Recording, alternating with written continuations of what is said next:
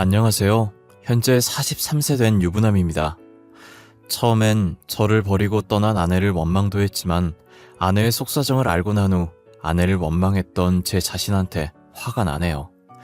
제가 조금 더 집안에 신경을 썼다면 이런 일이 없었을 텐데 너무 후회가 됩니다.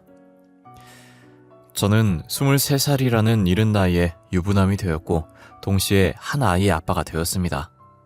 성인이 된 지 얼마 안 된 남자가 젊은 나이에 유부남이 되었다고 하면 다들 부정적으로 생각하시는데 홧김에 저지른 실수는 아니었습니다.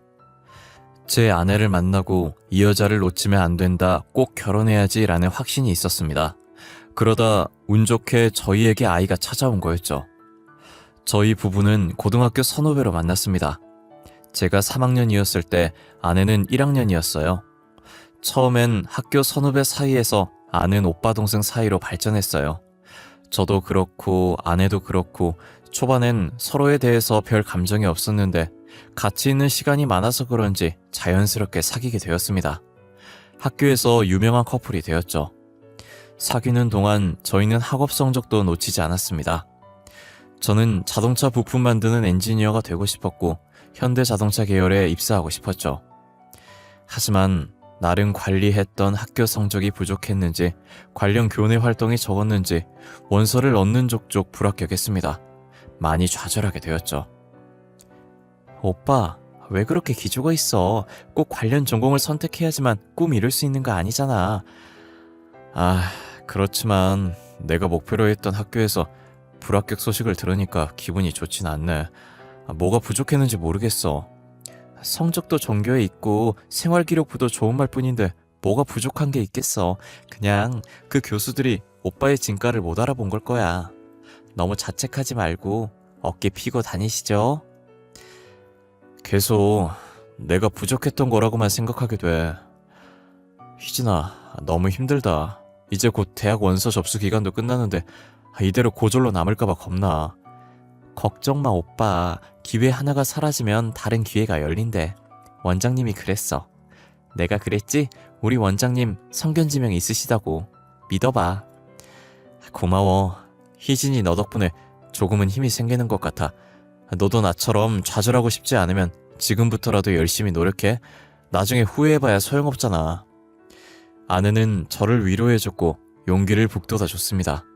아내의 말처럼 꼭 관련 전공을 해야지만 꿈을 이룰 수 있는 건 아니라고 생각해서 제 성격으로 장학금 받을 수 있는 대학의 자동차 관련 과를 선택했습니다.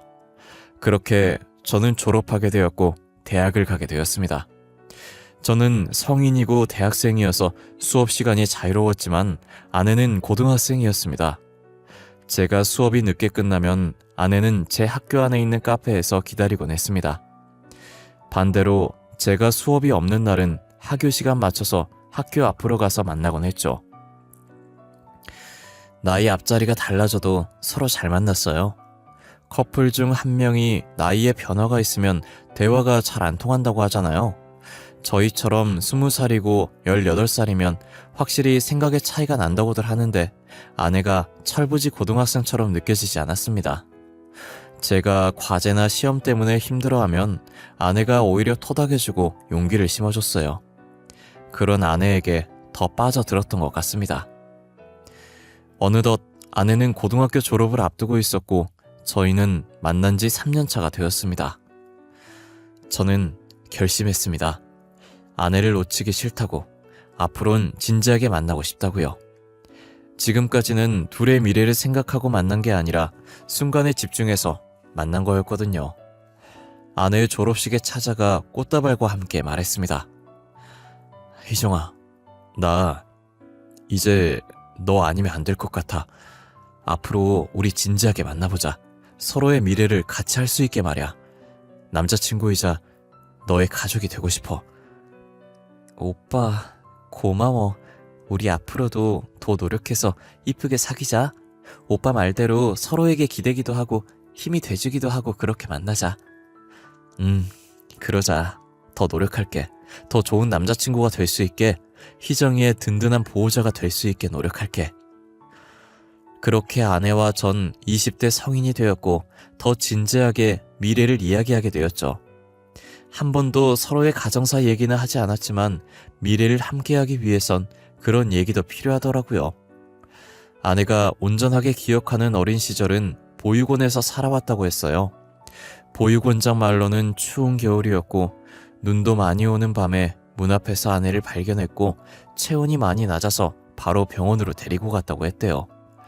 아무렇지 않게 얘기를 하는 아내가 안쓰러웠고 마음이 아팠습니다. 자기를 낳아준 부모들한테서 버림받는 기분은 저는 알 수가 없으니 어떻게 위로를 해줘야 할지 몰랐죠. 그리고 위로를 해도 되는지도요. 아내가 21살이 되고 저는 23살이 됐을 때 좋은 일이 생겼어요. 바로 아내가 임신을 했다고 전화가 왔거든요. 처음엔 아내는 불안해했고 무서워했고 걱정된다고 했지만 아내와 평생을 함께하기로 마음먹었던 저는 기뻤습니다. 그래서 아내를 안심시켰고 무조건 책임질 거고 결혼할 거라고 했습니다. 그제서야 아내는 조금 안심이 되었는지 진정하더라고요. 아내에겐 미안하지만 임신 상태이고 아직 모아둔 돈이 없어서 결혼식을 먼저 하는 것보다 혼인신고를 먼저 하기로 하자고 했어요. 아내도 흔쾌히 그러자고 했고요. 혼인신고할 때 보증인이 필요하다고 해서 보육 원장님한테 부탁했고 원장님도 축하한다면서 응원해 주셨죠. 시간 지체할 거 없이 바로 아내를 제 집으로 데리고 가서 어머니한테 허락받기로 했습니다. 제 어머니는 일찍 아버지와 사별후 홀로 저를 키웠습니다. 그렇기에 아들인 저에게 의지하고 조금 집착하는 면을 보이긴 했습니다. 그래도 하나뿐인 아들이 간절하게 원하는데 반대할 거라고는 생각 못했습니다. 엄마, 저 결혼하고 싶은 사람 생겼어요. 많이 사랑하고 이 사람 아니면 평생 노총각으로 살고 싶을 정도예요. 어려서 철없는 소리 하는 것도 아니에요. 진호야, 그게 갑자기 무슨 소리야? 결혼이라니. 아니, 결혼이 애들 장난도 아니고 갑자기 와서 허락해달라니. 애들 장난이라고 생각하지 않아요. 저 정말 진심이에요. 그리고 저희 둘에게 아이가 생겼어요. 아이 때문에 결혼하려는 건 아니고요. 제 아내가 될 사람은 희정이 뿐이에요. 아이? 진호, 너는 조용히 해봐. 그쪽이 말해봐요.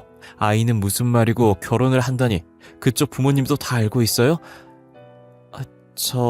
부모님은 모르시고 보육 원장님은 알고 계세요.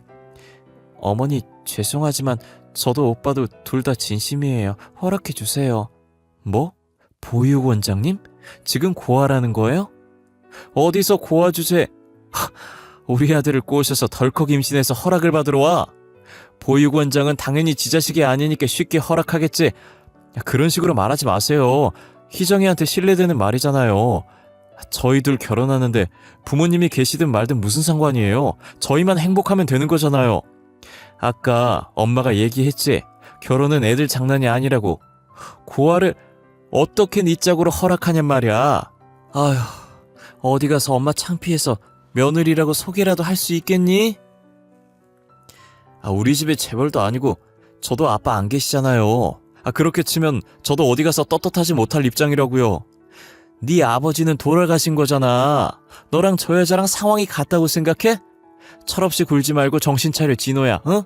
그쪽도 정신 차려요. 이 결혼이 말이 된다고 생각해요? 더 늦기 전에 아이는 지우고 각자 살 길 찾아서 떠나요. 엄마, 지우라니. 그게 더 말 안 되는 소리예요. 한 생명을 어떻게 그렇게 쉽게 말할 수 있어요.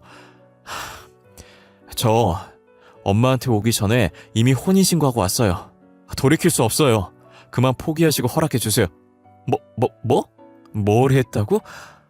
아이고 부처님, 어떻게 하려고 넌 혼인신고부터 한 거야? 너 정말 저 여자 책임이라도 질 셈인 거야? 진호야, 한순간에 치그려 결정할 문제가 아니야. 응? 잘 생각해봐. 저희 둘 고등학생 때부터 교제했어요. 벌써 4년이나 만났어요.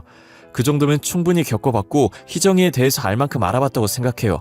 제 인생에서 여자는 희정이 뿐이고 아내가 될 사람도 희정이 뿐이에요. 너 나중에 네 선택에 후회하지 마. 무슨 결혼 허락을 받으러 온 게 아니라 통보구만. 에휴. 혼인신고를 먼저 했다는 말에 어머니는 배신당한 얼굴을 하고 저를 쳐다보셨고 더 이상 반대를 하지 않았어요. 결혼식은 아이 출산하고 올리겠다고 말했고 이번 학기 끝나면 휴학하고 돈 벌 거라고도 했어요. 어머님은 아내 보고 집에 들어와서 살고 살림하는 걸 배우라고 하셨죠. 그렇게 해서 저희 둘은 어머니와 같이 살게 되었습니다. 아내는 학교를 자퇴를 하게 되었고 저는 1학년 2학기를 마치고 바로 휴학을 했습니다. 휴학하자마자 바로 일자리를 알아봤습니다. 닥치는 대로 돈을 벌어야 했기 때문에 직종 가리지 않고 지원을 했고 동네에 신문 배달 알바와 오후에 일할 수 있는 공사 현장을 나가기로 했습니다. 그리고 밤엔 공장에서 일하기로 했죠. 하루에 3시간밖에 자지 못했지만 저는 힘들지 않았어요. 솔직히 말하면 힘은 들었지만 제가 이렇게 노력해서 아내와 태어날 아이를 돌볼 수 있다는 게 기뻐서 힘든지 몰랐습니다. 하루 3시간 자며 돈을 벌어온 지 약 1년이 다 되어갔을 때 공사 현장 일을 마치고 나서 공장 출근 전 집에 왔는데 아내가 조금 아파하더군요. 출산일이 다가오고 있어서 살짝 진통이 온 것 같다고 하더라고요. 제가 일을 쉴 수가 없어서 아내에게 미안하다고 말했고 아프면 어머니와 병원 가보라고 했습니다. 엄마, 희정이가 이제 슬슬 진통하는 것 같아요. 저 출근하고 나서 진통 심하게 오면 같이 병원 좀 가주세요. 알아서 할 테니까 넌 조금이라도 더 쉬었다가 출근해. 1년째 잠도 별로 못 자고 몸이 버티겠냐고. 엄마가 정말 속상해서 못 살겠다. 저 건강하니까 걱정하지 마시고 희정이만 잘 좀 챙겨주세요. 출근할 시간 되어서 나가볼게요. 어머니한테 부탁하고 저는 아내가 걱정됐지만 어쩔 수 없이 출근을 했었는데요. 야간 일을 하면서도 아내 걱정이 돼서 일이 손에 잡히지 않았어요. 곁을 지켜주지 못해서 미안하다고 했지만 아내는 웃으며 괜찮다고 하더군요. 본인이 더 아프고 힘들면서 오히려 걱정하지 말라고 저를 다독였어요. 쉬는 시간이 끝나고 다시 업무를 시작하고 있는데 아내한테 연락이 왔어요. 배가 너무 아파서 병원 갔다고요. 그래도 옆에 엄마가 있을 거라고 생각하니 조금 걱정이 덜 되긴 했어요. 새벽에 퇴근하자마자 곧장 병원으로 도착했고 아내는 뛰어온 저를 보고 웃더니 다시 잠을 청했습니다. 다음날 아침이 되자 간호사가 아이를 모유 수유할 수 있도록 데려왔어요. 1시간 뒤에 곧바로 의사가 회진을 돌면서 오더라고요. 의사는 아내에게 이것저것 상태를 물어보고 푹 쉬려고 했는데 아내는 이제 아프지 않으니 퇴원해서 집에 가고 싶다고 고집을 피우더군요. 사모님, 지금 괜찮다고 하더라도 최소한 3일은 입원하셔야 합니다. 이때 몸조리 제대로 하지 않으면 평생 몸은 회복하지 못할 겁니다. 그래 희정아, 선생님 말씀대로 일주일이라도 입원하자. 일주일이 길면 최소한 3일이라도 입원해서 몸조리 하자. 응? 아니야, 나 정말 괜찮아. 꼭 병원에서 몸조리 하라는 법도 없잖아. 집에서 해도 되잖아. 병원 불편해. 집 가고 싶어 오빠. 아무리 집이 편해도 병원만큼 편하지 않을 거야. 고집 그만 피우고 병원에 있자. 선생님도 그러셨잖아. 제대로 몸 관리 안 하면 평생 아플 거라고. 내가 출산했고 내가 더 몸 상태 잘 알아. 정말 괜찮아. 선생님, 저 지금 퇴원하고 싶어요. 계속해서 아내는 퇴원하겠다고 고집을 부렸습니다. 아내 말대로 본인의 몸 상태는 본인이 제일 잘 알겠지만 전문의가 최소한 3일은 입원하라고 했기에 그러길 바랬죠. 하지만 계속되는 아내의 고집을 꺾을 수가 없었습니다. 퇴원 후 집으로 돌아온 아내는 어머니 방으로 들어가 아기를 보여줬습니다. 이후 며칠간 아기와 행복한 생활을 이어나가고 있었어요. 그런데 상상하지 못한 일이 저에게 일어나고 말았습니다. 같이 일하던 동료가 애아빠 된 기념으로 저녁을 사주겠다고 하더군요. 그래서 새벽이 가까운 시간에 식사가 끝나서 할 수 없이 공장으로 출근했습니다. 공장 휴게실에서 아내에게 전화를 해보니 아내가 자고 있는지 전화를 받지 않더군요. 불안한 마음에 통근버스를 타고 빠르게 집으로 들어갔습니다. 현관문을 열자마자 아기가 큰 소리로 울고 있더군요. 그런데 있어야 할 아내가 보이지 않았습니다. 집안을 전부 찾아봤는데 아내의 흔적이 보이지 않아 당황하던 저는 다음날 어머니가 잠에서 깨자마자 아내에 대해 물었습니다. 엄마, 혹시 희정이 못 보셨어요? 새벽에 일 마치고 오니까 아이만 침대에 누워있고 안 보여서요. 글쎄다. 나는 어제 오후부터 감기 몸살이 왔는지 몸이 안 좋아서 일찍 잠들었거든. 희정이가 어디 나간다는 말도 없었고요. 나갔어도 아기는 데리고 갔을 텐데 아기도 그대로 놔두고. 엄마도 모르겠네. 전화를 해보지 그러니. 근데 엄마가 아프다는데 그건 걱정 안 되고 걔만 걱정되니? 아, 그런 건 아니고 지금 엄마 건강해 보이세요. 약 드시고 주무셔서 괜찮은 거 맞죠? 저는 희정이한테 전화라도 해봐야겠어요. 쉬세요. 아휴, 아들 키워봤자 소용없다더니 그 말이 딱 맞네. 애엄마가 나가긴 어딜 나가. 조금만 기다리면 알아서 들어오겠지. 방에서 나와 휴대폰을 들고 아내에게 계속 전화를 했지만 받지 않았습니다. 아기를 혼자 둘 수도 없고 아내가 혹시라도 집에 들어올 수 있으니 하루는 일을 쉬겠다고 반장님한테 말하고 집에 있었습니다.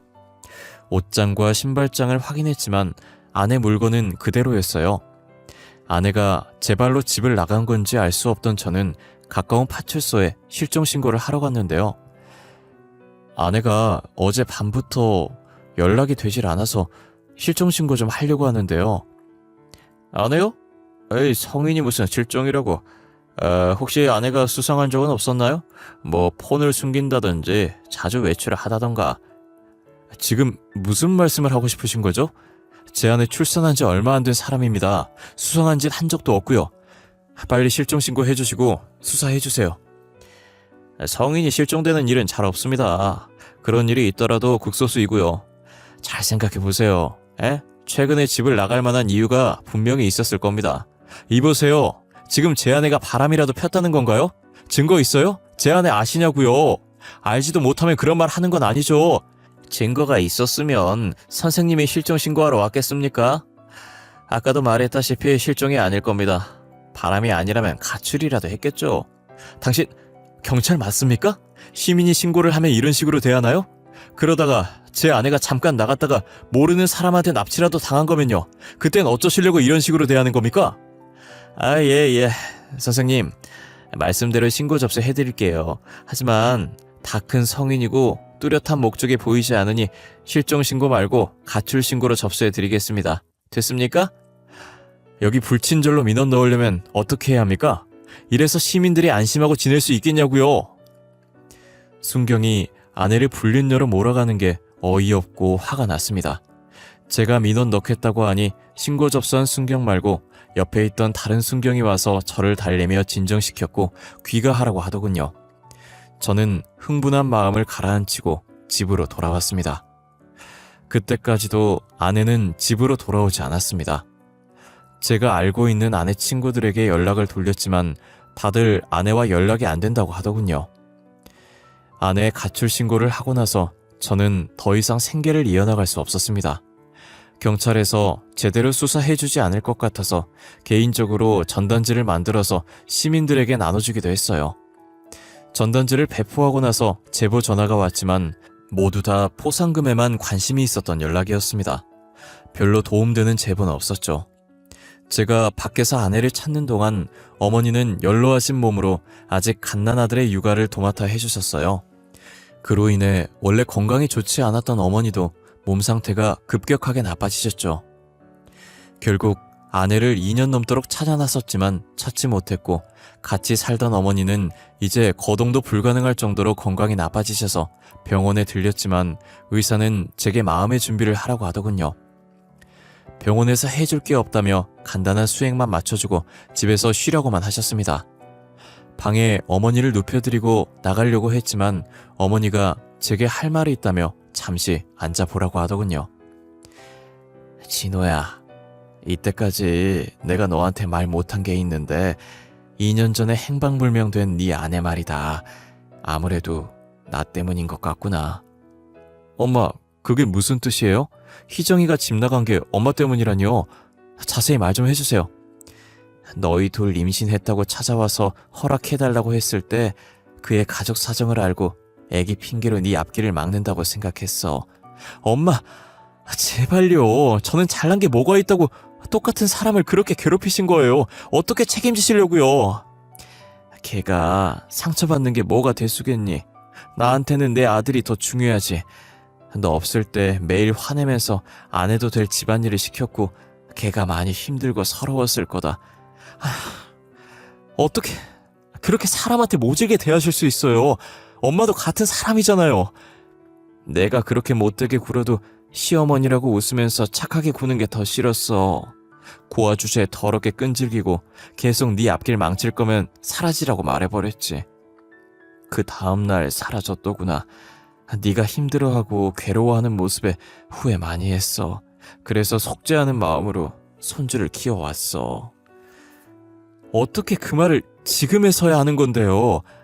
제가 그동안 얼마나 아내가 돌아오길 기다렸는데 이제 양심 고백이라도 하시는 거예요? 미안해.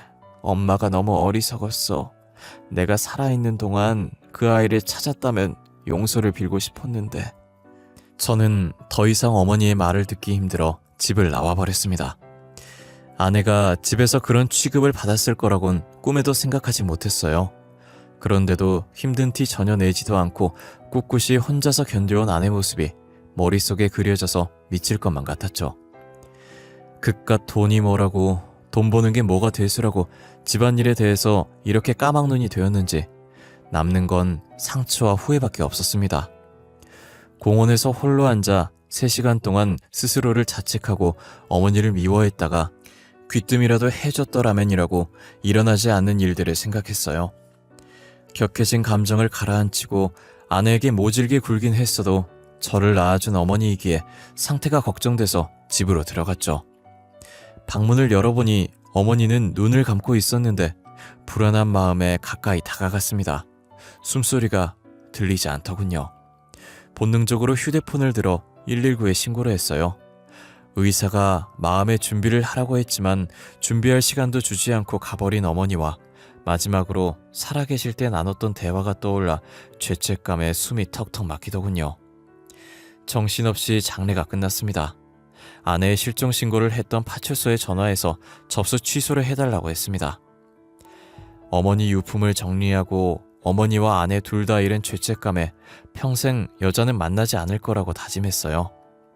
아이가 어린이집에 맡길 수 있을 나이가 되자 이제 변변찮은 아르바이트가 아니라 제대로 된 회사에 취직하고 싶다는 생각이 들었습니다.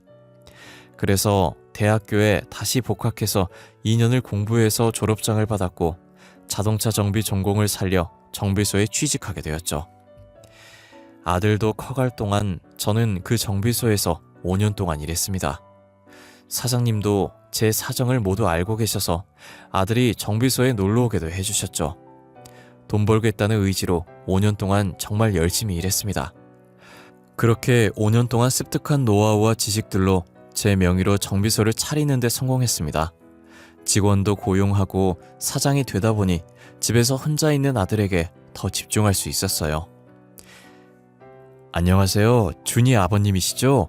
반갑습니다. 저는 준이 담임을 맡고 있습니다. 예, 안녕하세요, 선생님. 우리 준이는 학교 생활 잘 적응하고 있나요? 아이가 조금 소심한 것 같아서 걱정되네요. 집에선 소심한가요? 반에선 전혀 안 그러거든요. 친구들하고도 잘 지내고 얼마나 활발한지 몰라요. 그런가요? 다행이네요. 수업은 잘 따라오나요? 애를 따로 선행학습은 시키지 않거든요. 선행학습하는 아이들도 있긴 하죠. 그런 아이들만큼 빠르진 않지만 그래도 뒤처지진 않아요. 준이가 책 읽는 걸 좋아해서 그런지 어휘력도 풍부하고요. 상담 오기 전까지 안 좋은 소리 들을까봐 얼마나 걱정했는지 모르겠어요. 이제야 안심이 되네요. 학부모 상담을 할 때마다 담임 선생님들은 입이 닳도록 칭찬을 하곤 했습니다. 아들은 제 걱정이라도 아는 듯 한 번도 엇나간 적 없고 중고등학교 입학해선 반장을 놓치지 않고 2학년 땐 전교 회장 선거에 나가 뽑혔죠. 제 인생에서 제일 잘한 일 중 하나가 아들을 만난 거라고 자부합니다. 아빠, 저 여자친구 생겼어요. 같은 반이고 부반장이래요. 같은 학급일 하다 보니 많이 친해지게 됐어요. 그래? 어떤 점이 좋아서 사귀게 됐는데? 얼굴이 이뻐서 그러냐? 아들과 저는 친구처럼 편하게 대화하고 서로에게 비밀이 없습니다. 엄하게 교육하지도 않았고 직장이 바빠서 무신경하지도 않았으니 그럴 수밖에 없는 거죠.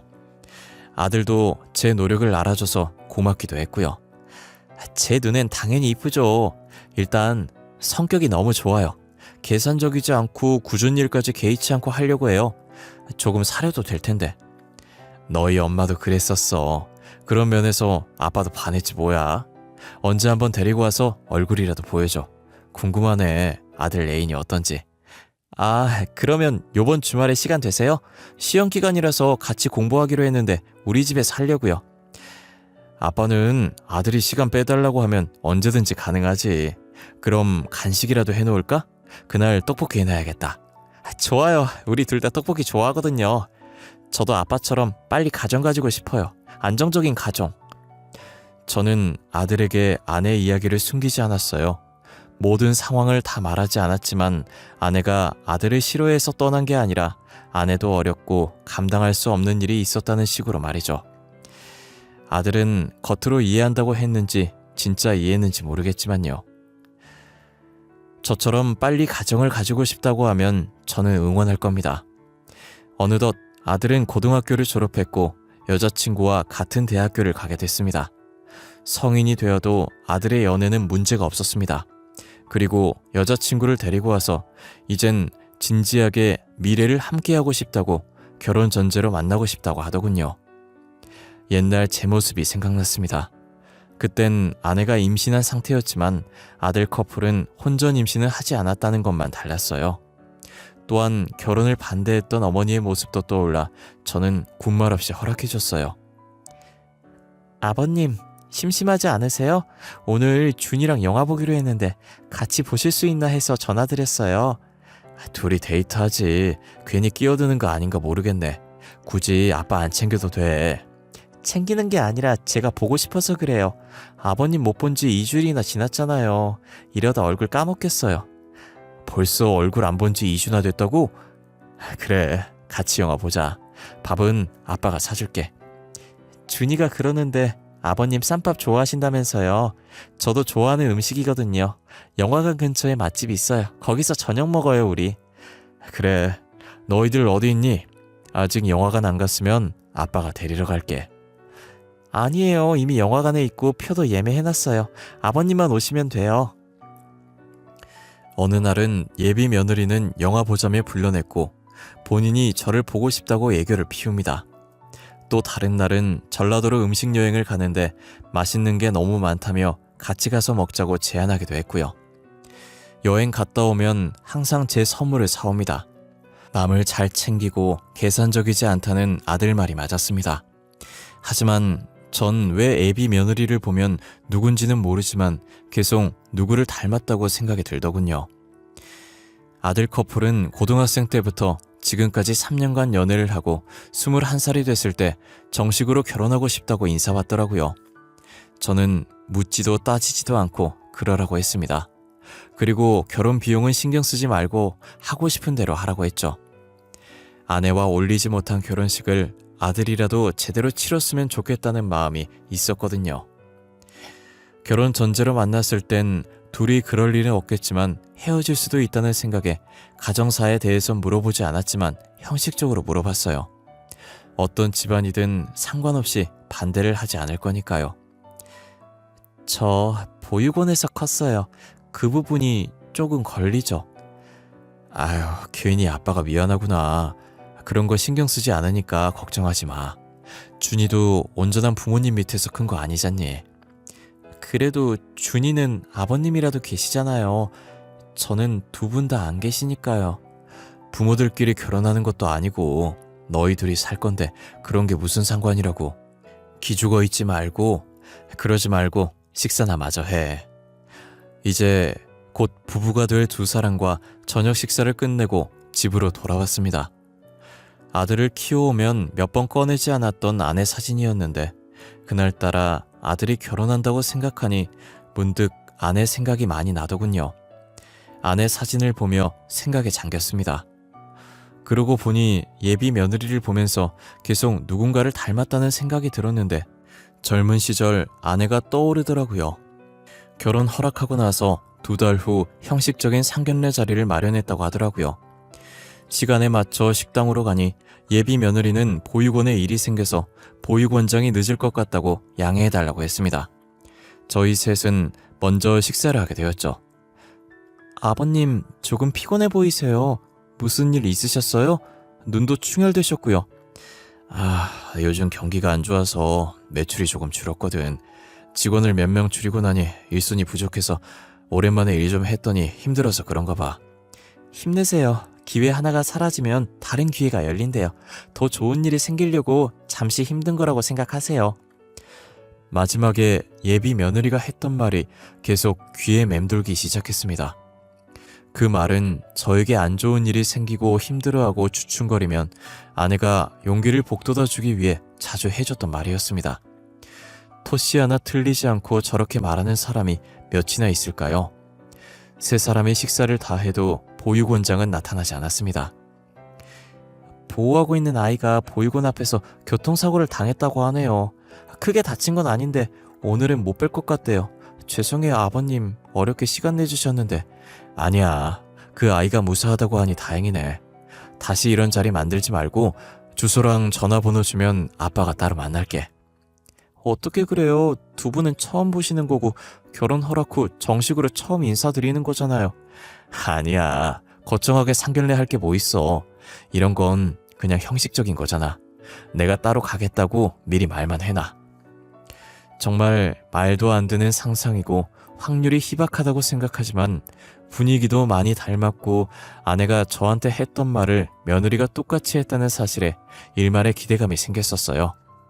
정말 혹시 하는 마음에 며느리에게 보육원 주소를 받아 찾아갔습니다. 별빛 보육원이라고 써져 있었고 폐교를 리모델링해서 지은 보육원이었고 1층 복도를 걸어가니 원장실이 나왔습니다. 원장실 문이 살짝 열려 있었고 원장이란 사람이 소파에서 누군가와 통화하고 있었죠. 뒷모습이 익숙했습니다. 어쩜 20년이 지나도 단번에 알아볼 정도로 그대로였습니다. 보육원 원장은 제가 그토록 찾아 헤맸던 아내였습니다. 저를 발견한 아내는 많이 놀란 듯 굳어 있었고 정신을 차린 아내는 묻지도 않고 종이컵에 믹스커피를 타서 제 앞으로 가져다 줬습니다. 서로 무슨 말을 먼저 해야 할지, 누가 먼저 입을 열어야 할지 망설이고 있을 때 아내가 먼저 입을 열었죠. 돈 한 푼 없이 나간 아내는 제일 친했던 고등학교 동창 집으로 찾아가 며칠만 지내게 해달라고 했었답니다. 친구 집에서 지내게 됐고 벼룩신문으로 일자리를 찾다가 고등학교 때처럼 보육원에서 자원봉사자를 찾는 구인 광고를 보게 됐답니다. 그때와는 다르게 아이들의 식사까지 하는 거였지만요.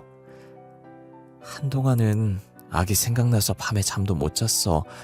나 하나만 참으면 되는 건데 애엄마라는 사람이 애를 버리다니.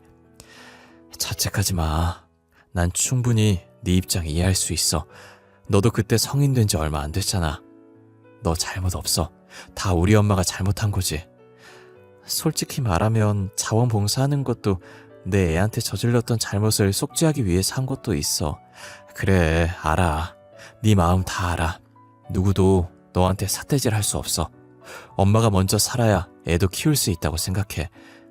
아이한테 미안하지만 다시 그 상황이 된다면 그 지옥 같은 시집살이 생활로 돌아가지 않았을 거야. 다시 그런 일 없을 거야. 있었어도 안 되고. 희정아, 내가 더 미안하다. 돈 벌어서 네가 원하는 결혼식 올려주고 싶었어. 그래서 너한테 무슨 일이 있었는지 신경 쓰지 못했어. 오빠가 왜 미안해. 나와 아이를 위해서 노력한 건데 그때 오빠한테 다 말했다면 우리 이렇게 되지 않았을까? 다 말했대도 또 다른 일이 생겼을 거야. 그냥 내가 안팎으로 더 신경을 썼어야 했어. 너를 행복하게 해주겠다고 했는데 그러지 못해서 너무 미안해. 다른 아이들을 보살피며 속죄해야겠다고 다짐했었답니다. 그렇게 보육원에서 숙식을 해결하며 적은 돈을 받고 봉사를 하고 지냈다고 하더라고요. 그러다 원장이 가지고 있던 지병이 악화되어 시골로 요양을 가게 되었는데 금전적으로 불평 안 하고 아이들을 헌신적으로 도와주는 아내를 좋게 봐서 믿고 보육원을 넘겨받았다고 했어요. 인수받고 서툴지만 나름의 방식으로 보육원을 운영하다 보니 2층짜리 단독주택으로 있던 보육원이 어느새 폐교로 옮기게 되었다고 했습니다. 여보, 희정아, 엄마 대신 내가 사과할게. 돌아가시기 전에 다 말해주시더라. 너한테 그렇게 막말하고 나서 많이 후회하셨다고. 엄마도 너처럼 속죄 하는 뜻으로 준이 키웠다고. 이미 다 지나간 일이잖아. 어머님 마음도 이해할 수 있어. 오빠도 신경 쓰지 마. 네가 그런 일 당하는 줄 모르고 신경 쓰지 않아서 미안해. 모성애를 저버릴 정도로 힘들었는데 몰라서 미안해. 아내는 무릎 꿇은 저를 보고 깜짝 놀랐지만 일어날 생각이 없었습니다. 계속 미안하다고 사과를 하니 저도 모르게 눈물이 나왔습니다. 처음 보는 제 눈물에 아내도 놀랐는지 말이 없어졌죠. 눈물이 흘려도 아랑곳 안 하고 계속 사과를 했어요. 고개를 숙이고 있는 저를 보고 아내도 감정이 북받쳤는지 눈물을 보이더군요. 일어나 오빠. 나도 미안해. 오빠 믿지 못하고 나 혼자 견디기만 해서. 희정아, 너무 미안해. 내가 다 잘못했어. 용서 바라고 이러는 거 아니야. 죽기 전에 꼭 사과하고 싶었어. 사과 받아줄게. 그러니까 일어나. 그 정도 했으면 됐어. 오랜만에 재회한 저희는 눈물 범벅이 되었고 아내는 사과를 받아줬습니다. 젊었을 때 혼전 임신을 하는 바람에 하지 못했던 프로포즈를 제대로 하고 싶었죠. 드라마처럼 거창하게는 못하지만 진심을 담아서 아내가 좋아하는 꽃다발과 고생한 아내 4번째 손가락에 반지를 내밀었어요. 망설이던 아내가 눈물을 보이며 꽃다발과 반지를 받아줬어요. 저는 아내 받아준 반지를 왼손에 펴서 약지에 끼워주고 꼭 안아줬습니다. 그리고 마음속으로 사랑한다고 외쳤습니다. 현재는 아들 부부와 공동 결혼식을 치르고 저는 보육원 한켠에 별채처럼 건물을 올려서 아내와 함께 결혼 생활을 하고 있습니다. 제가 살면서 이렇게 누군가를 사랑하게 될지도 몰랐고 주변의 방해로 헤어질지도 몰랐고 다시 재회하게 될지도 몰랐습니다. 한번 잃어버린 사랑이기에 다시 잃어버리지 않게 노력할 겁니다. 지금까지 길었던 제 이야기 들어주셔서 감사합니다.